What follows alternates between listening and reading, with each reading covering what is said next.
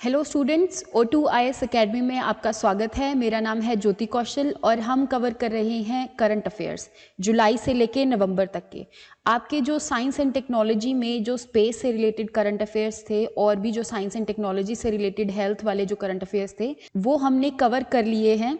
तो अब हम शुरू करते हैं डिफेंस से रिलेटेड कुछ करंट अफेयर्स, जैसे कि कौन कौन सी बाईलेटरल या मल्टीलेटरल एक्सरसाइजेज हैं या वो कौन कौन सी कंट्रीज़ के बीच में हुई हैं। स्पेसिफिकली इंडिया ने जैसे श्रीलंका के साथ कौन सी एक्सरसाइज करती है, मल्टीलेटरल होगी या फिर बाईलेटरल होगी, और वो कितने कितने साल बाद होती है। ये सब एक्सरसाइज के बारे में हम बात करते हैं।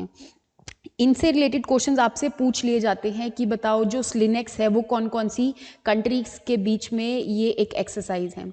आपको पता होगा डिफेंस जो है उसमें एक दूसरी कंट्री के साथ कोऑपरेशन करने के लिए या एक दूसरी कंट्री के साथ पीस बनाने के लिए जो कंट्रीज हैं एक दूसरे के बीच में मल्टीलेटरल, बाईलेटरल या मतलब ऐसे एक्सरसाइजेज वगैरह करती हैं। अब एक्सरसाइजेज में ज़रूरी नहीं है कि मतलब एक पर्टिकुलर फोर्स ही पार्टिसिपेट करे। फॉर एग्जांपल जो इंडियन नेवी है वो मान लो जापान की नेवी के साथ कोई एक्सरसाइज कर रही है, देन इज इंडियन एयरफोर्स किसी और कंट्री की एयरफोर्स के साथ कोई एक्सरसाइज कर रही है। तो इन एक्सरसाइजेज में बेसिकली होता क्या है, जो यहाँ पे एक्सरसाइज होती हैं वो एक तरह से साइमुलेशन होती है। मतलब कि अगर फॉर एग्जांपल कोई डेंजर आ गया या कोई इमरजेंसी ऐसी आ गई तो उस टाइम पे हम कैसे एक दूसरे के साथ कोऑपरेशन करके उस डेंजर से बच सकते हैं। तो ये सारी एक्सरसाइजेज इस वजह से होती हैं। तो जिसने भी O2 IAS अकेडमी की ऐप को अभी तक डाउनलोड नहीं किया है वो डाउनलोड कर सकते हैं, क्योंकि ये जो इंपॉर्टेंट चीज़ें हैं, PDFs वगैरह हैं, ये सारी आपको ऐप पर ही अवेलेबल रहेंगी। तो शुरू करते हैं हम अपनी न्यूज़ से, डिफेंस की जो न्यूज़ है। तो जो हमारी फर्स्ट न्यूज़ है that is about blue flag 2021। Blue flag 2021 जो है ये एक मल्टीलेटरल का मतलब है दो से ज़्यादा कंट्रीज़ के बीच में, ठीक है, कॉम्बैट एक्सरसाइज है। एक तरह से ऐसी एक्सरसाइज है जिसमें लड़ाकू चीज़ों का इस्तेमाल किया गया था, ठीक है, लड़ाकू जहाज़ वगैरह हो गए, इन चीज़ों का इस्तेमाल किया गया था।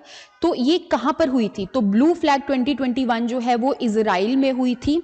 इजराइल का जो ओवडा एयर फोर्स बेस है वहाँ पर ये कंडक्ट करी गई थी। इसमें कौन कौन सी कंट्रीज़ ने पार्टिसिपेट किया है? हमारे इंडिया के साथ साथ US, UK, Germany, France, Italy, Greece and Israel, ठीक है।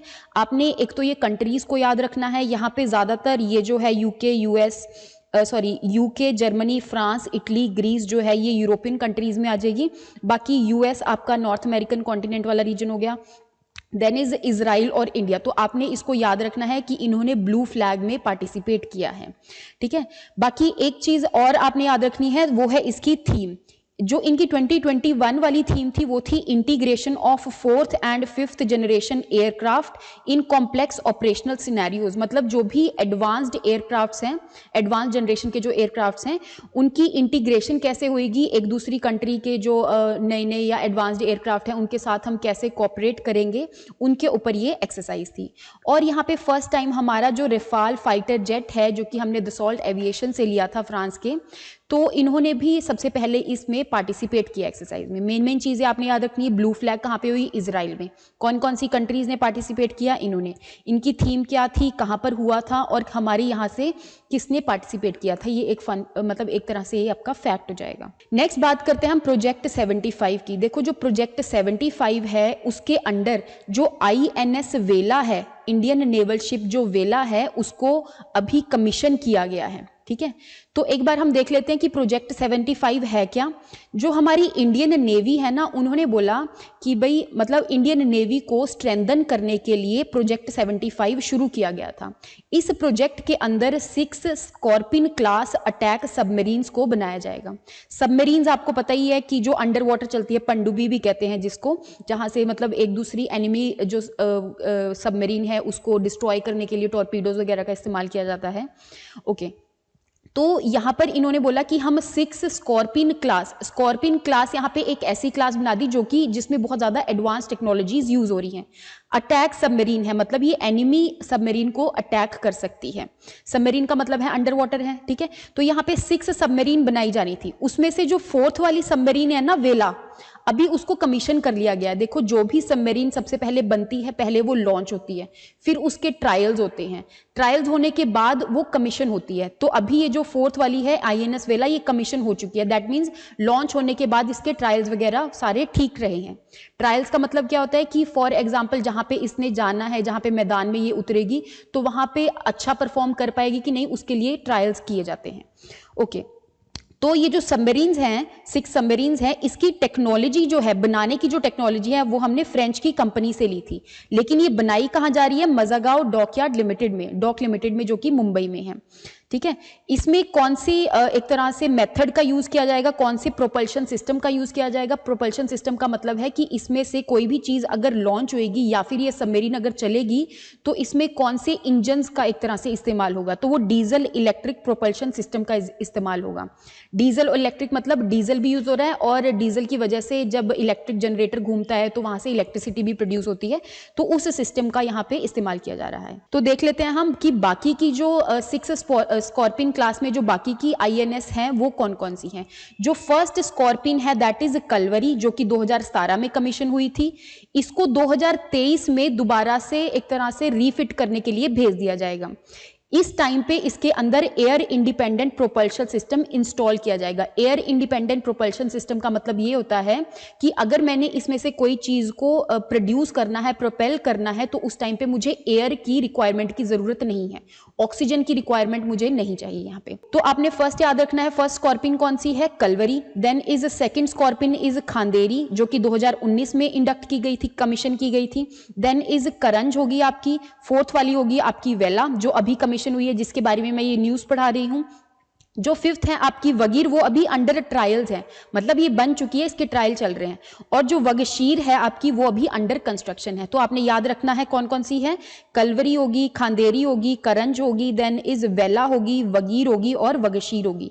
ये 6 स्कॉर्पिन क्लास जो सबमरीन्स हैं, आपने याद रखना है इनको।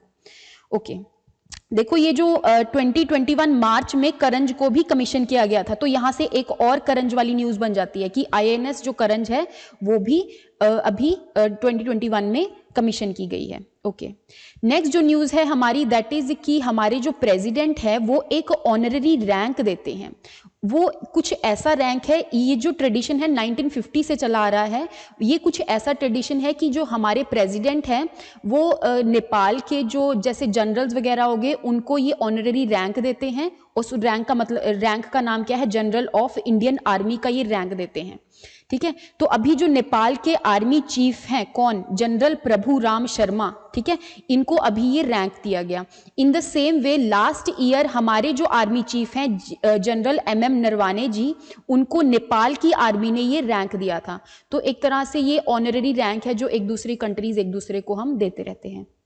ओके, नेक्स्ट जो न्यूज है that is about light combat helicopters, जो हैं वो अभी न्यूज में थे। ठीक है, तो आपको पता होना चाहिए जो लाइट कॉम्बैट हेलीकॉप्टर्स हैं वो हमारी कौन सी कंपनी ने बनाया, डायरेक्टली पूछ लिया जाता है। तो हमारी जो हिंदुस्तान एरोनॉटिक्स लिमिटेड है, उन्होंने लाइट कॉम्बैट हेलीकॉप्टर्स बनाए हैं। लाइट कॉम्बैट हेलीकॉप्टर का मतलब क्या है? पहली बात तो ये बाकी के हेलीकॉप्टर से थोड़े से लाइट हैं। ठीक है, इतने भी लाइट नहीं है, 5 to 8 टन के ये रेंज में आते हैं। देन इस कॉम्बैट हेलीकॉप्टर है, मतलब एक तरह से लड़ाकू जहाज है।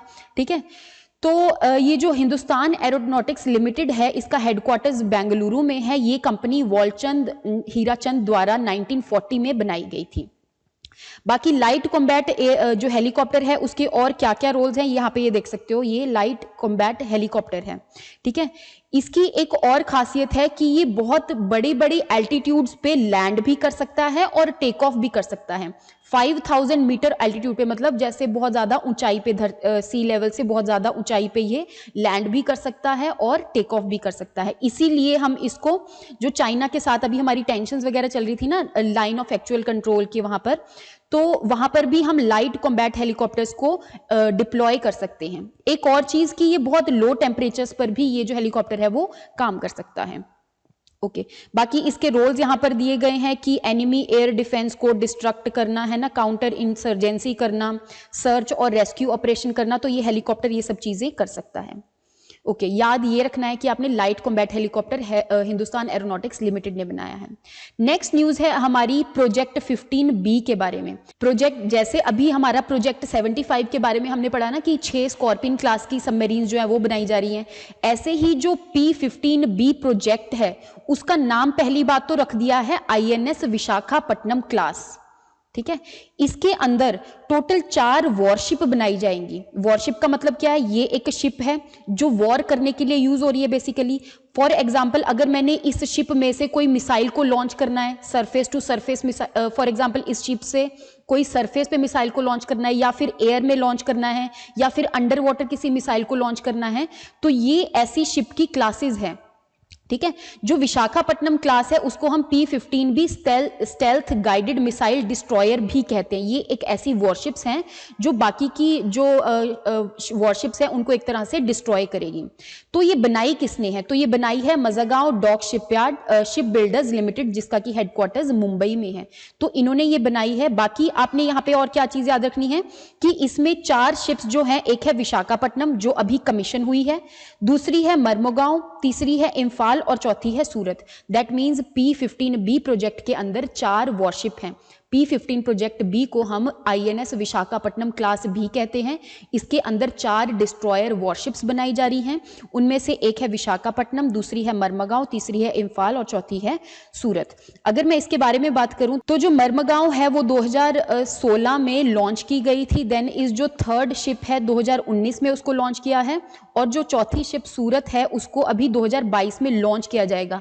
याद रखना, इनको अभी लॉन्च किया गया है या किया जाएगा, अभी इनके ट्रायल्स चल रहे होंगे या फिर ये अभी तक कमीशन नहीं हुई, क्योंकि उनमें से जो सबसे पहली वाली है विशाखापट्टनम अभी वही कमीशन हुई है। ठीक है, बाकी ये करेगा क्या? गाइडेड मिसाइल डिस्ट्रॉयर्स है जो कि हमारी जो इंडियन नेवी है उनको एक तरह से स्ट्रेंथन करेगी और बाकी की वॉरशिप्स वगैरह है उनको डिस्ट्रॉय करेगी। इसके अंदर बहुत अलग अलग जैसे सरफेस टू एयर मिसाइल्स हो गया, लॉन्ग रेंज की, मीडियम रेंज की, ये डिप्लॉय करी जाएंगी और इसी शिप से मैं इन मिसाइल्स को लॉन्च कर सकती हूँ। ब्रह्मोस भी इसमें डिप्लॉय करी गई है। तो ऐसे ही जो P15 क्लास है ये भी एक अलग क्लास है जिसको हम दिल्ली क्लास कहते हैं। इसके अंदर भी 3 वॉरशिप बनी थी। वो वॉरशिप ऑलरेडी कमीशन हो चुकी है, मतलब ये पहले से ही कमीशन है, 1990s में ये प्रोजेक्ट शुरू हुआ था। ऐसे ही एक P15A है जिसको हम कोलकाता क्लास भी कहते हैं। इसके अंदर भी 3 वॉरशिप्स बनाई गई और ये भी सारी कमीशनड है। तो आपने याद रखना है कि P15 कौन सी है? वो दिल्ली क्लास है। P15A कौन सी है? वो कोलकाता क्लास है। और जो P15B है वो विशाखापट्टनम क्लास है। P15 और A वाले में 3-3 सबमरीन्स बनी हैं, सबमरीन्स नहीं वॉरशिप्स बनी हैं। और जो बी वाला है उसके अंदर 4 वॉरशिप्स हैं, उनका आपने नाम याद रखना है। नेक्स्ट न्यूज है हमारी कि अभी एक ट्राईलेटरल एक्सरसाइज करी गई है जिसका नाम है दोस्ती। ट्राईलेटरल एक्सरसाइज का मतलब 3 कंट्रीज ने पार्टिसिपेट किया होगा। तो वो कंट्रीज कौन कौन सी है? इंडिया होगी, श्रीलंका होगी और मालदीव्स होगी। इन तीनों कंट्री ने मिलके एक ट्राईलेटरल एक्सरसाइज करी है जिसका नाम है दोस्ती। आपसे पूछ लिया जाता है कि ट्राईलेटरल एक्सरसाइज दोस्ती किस किस कंट्रीज के बीच में हुई है। ठीक है, तो मालदीव्स, इंडिया और श्रीलंका के बीच में हुई है। दूसरी बात, ये इसका 15th एडिशन था, 15वां एडिशन था इसका। और ये एक्सरसाइज हर 2 साल बाद होती है। दैट मीन्स ये एक बाई एनुअल एक्सरसाइज है। ये सबसे पहले शुरू करी गई थी 1991 में। उस टाइम पे इंडिया और मालदीव्स ही इस एक्सरसाइज को कंडक्ट करते थे, लेकिन 2012 में श्रीलंका भी इसमें ऐड हो गया था। और हमारी कंट्री में से किसने यहाँ पर पार्टिसिपेट किया है? हमारी जो इंडियन कोस्ट गार्ड है। इंडियन कोस्ट गार्ड का मतलब है हमारी जो कोस्ट लाइन है, दैट इज 7516। इस लाइन को प्रोटेक्ट करने के लिए कोई ना कोई यहाँ पे जो पर्सन्स है वो डिप्लॉय करे जाते हैं, तो वो है इंडियन कोस्ट गार्ड। तो इनको कोस्टल रीजन में डिप्लॉय किया जाता है और ये जो एक्सरसाइज है उसमें इंडियन कोस्ट गार्ड ने ही पार्टिसिपेट किया है। ठीक है, और इस एक्सरसाइज के अब 30 साल हो गए, क्योंकि 1991 में शुरू हुई थी, 2021 में इसके 30 साल हो गए हैं। लेकिन 2021 का ये 15वां एडिशन था। दैट मीन्स ये हर 2 साल बाद ये एक्सरसाइज हो रही है। इंडियन कोस्ट गार्ड के जो वेसल्स हैं, वज्रा, अपूर्वा, इन्होंने पार्टिसिपेट किया और ये मैंने बता दिया आपको। तो आपने याद रखना है कि जो एक्सरसाइज दोस्ती है वो मालदीव्स, इंडिया और श्रीलंका के बीच में है। ये इसका 15th एडिशन था। और हुई कहाँ पे है ये एक्सरसाइज? ये मालदीव्स में ही हुई है। नेक्स्ट जो न्यूज है दैट इज इंडिया और फ्रांस के अंदर एक एक्सरसाइज हुई है, दैट इज एक्स शक्ति। अब आपने याद रखना है, जैसे आपका दोस्ती हो गया मालदीव, श्रीलंका और इंडिया के बीच में, ऐसे ही इंडिया और फ्रांस के बीच में है एक्स शक्ति। जो एक्स शक्ति है ये इसका 6th एडिशन था। ये भी बाई एनुअल ट्रेनिंग है, मतलब हर 2 साल बाद जो है ये इंडिया और फ्रांस की जो आर्मीज हैं वो एक दूसरे के साथ पार्टिसिपेट करती हैं और इस एक्सरसाइज को कंडक्ट करती हैं। हमारी इंडियन आर्मी से गोरखा राइफल्स ने यहाँ पर जाकर ये एक्सरसाइज करी थी फ्रांस की आर्मी के साथ मिलकर। 2011 से ये एक्सरसाइज चलती आ रही है, क्योंकि बाई एनुअल है तो 2021 में इसका भी 6th एडिशन हुआ है।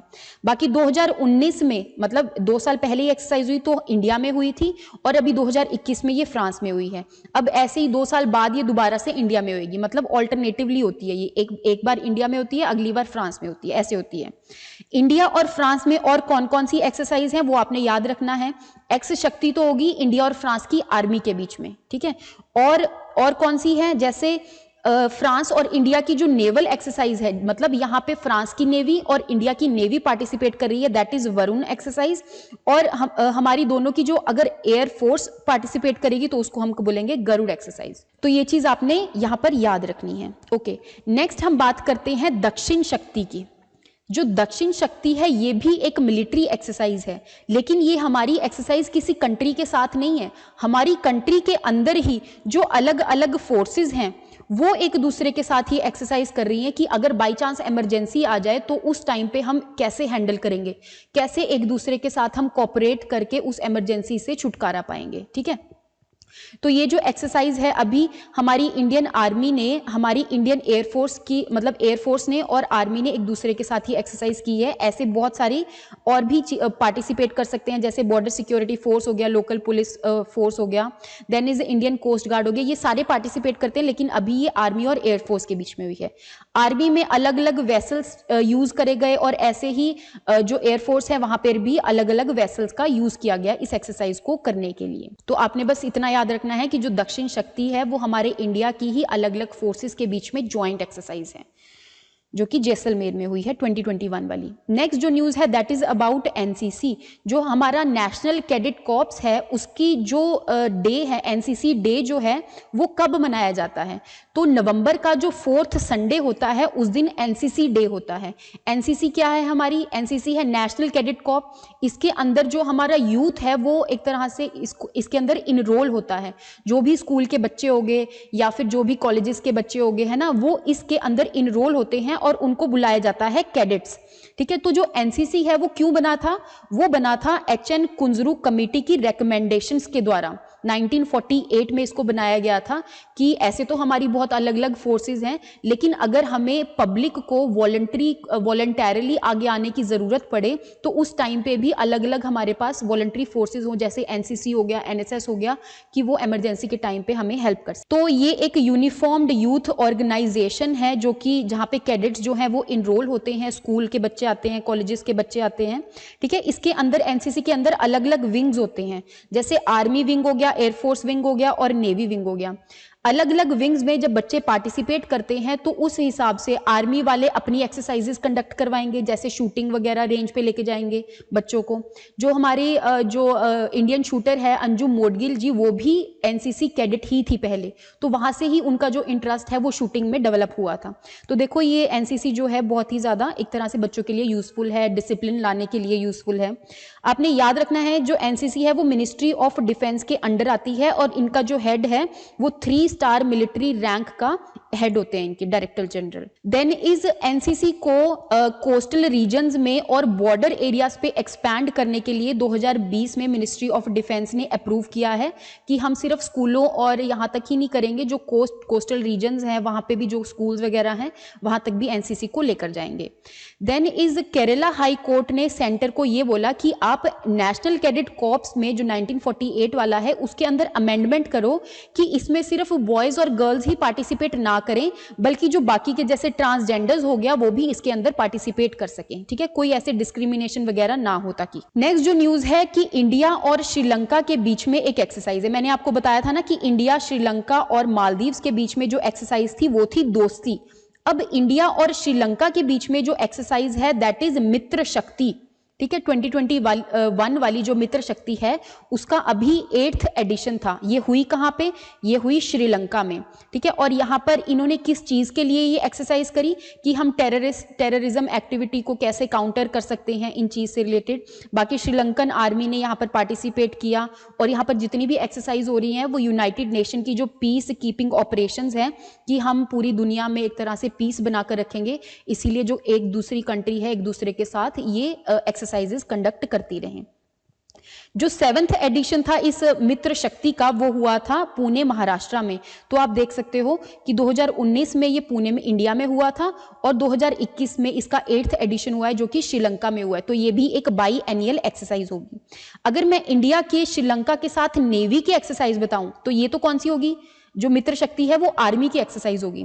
लेकिन इंडिया और श्रीलंका के बीच में जो नेवल एक्सरसाइज है वो है श्रीलंका इंडिया नेवल एक्सरसाइज, ऐसे भी आप याद रख सकते हो। नेक्स्ट है ऑसी इंडेक्स। जो ऑसी इंडेक्स है नाम से क्लियर हो रहा है कि ये कौन कौन सी कंट्रीज के बीच में होगी। ऑस्ट्रेलिया एंड इंडिया के बीच में ये एक्सरसाइज कंडक्ट करी गई। ये भी एक बाई एनियल मतलब 2 साल में एक बार होने वाली ये एक्सरसाइज है।